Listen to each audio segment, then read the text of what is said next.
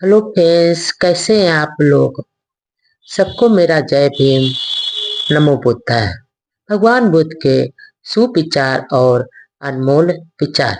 एक बार भगवान बुद्ध अपने भिक्षु संघ को एक कहानी सुनाते हैं। भगवान बुद्ध कहते हैं कि हमें ऐसा कोई कर्म नहीं करना चाहिए जिसके करने से पछताना हमें पीछे बाद में पछताना पड़े। भगवान बुद्ध अपने भिक्षु संघ को एक किसान की कहानी सुनाते हैं।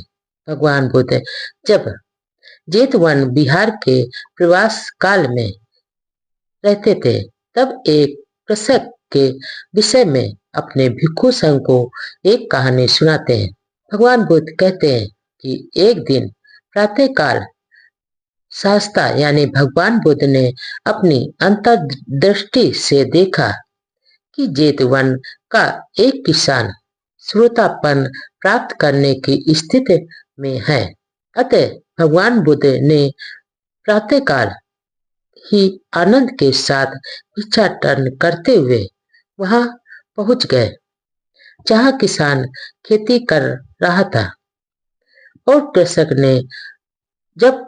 ने भगवान बुद्ध को आते देखा, यानी शाकमुन भगवान बुद्ध को प्रणाम किया और पुनः अपने कृषि के कार्य में लग गया।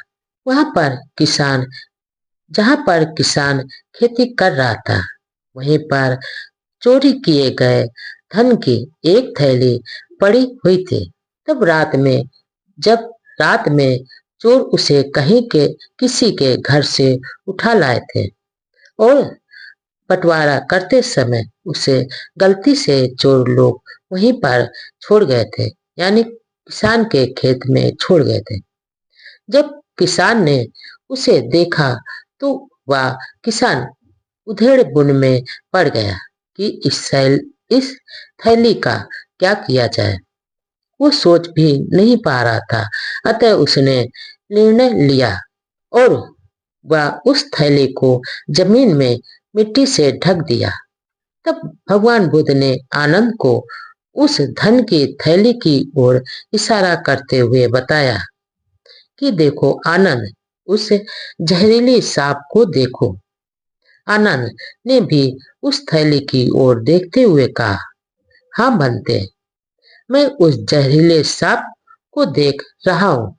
भगवान बुद्ध और आनंद भिक्षाटन हेतु आगे चले गए।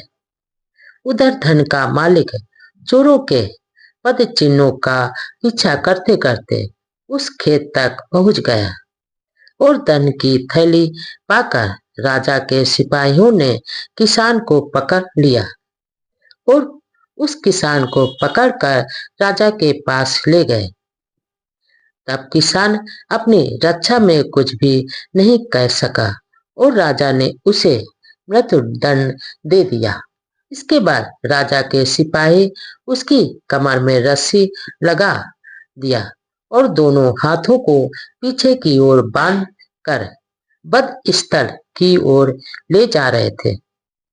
तब वह कृषक पूरे रास्ते बुदबुदाता जा रहा था, आनंद, उस जहरीले सांप को देखो। हाँ फंते, मैं उस जहरीले सांप को देख रहा। उसकी बुदबुदाने की आवाज जब सिपाहियों ने यह बात लगातार सुनी तो उन्हें उत्सुकता हुई तथा उन्होंने किसान से पूछा कि वह क्या बड़बड़ा रहा था। तब किसान ने उन सिपाहियों को बताया कि उन्हें कुछ नहीं बताया और कहा कि वह इसका स्पष्टीकरण राजा के सामने ही दे सकता है। अतः वह सिपाहीगण उसे राजा के पास ले गए। जब राजा किसान के पूछने पर किसान ने पूरी पूरी बात उस राजा को बता दी, तब राजा उस किसान के साथ संध्या बेला में बौद्ध विहार गया और शास्ता यानी भगवान बुद्ध को घटना की पूरी जानकारी दी। तब शास्ता यानी भगवान बुद्ध ने राजा को बताया कि किसान सच बोल रहा था कि उसने चोरी नहीं की थी। उन्होंने सुबह की घटना सुनाई कि कैसे उन्होंने उस धन को जहरीला सांप कहा था। इस प्रकार भगवान बुद्ध और आनंद को साक्षी बनाकर वह किसान मृत्यु दंड से बच गया।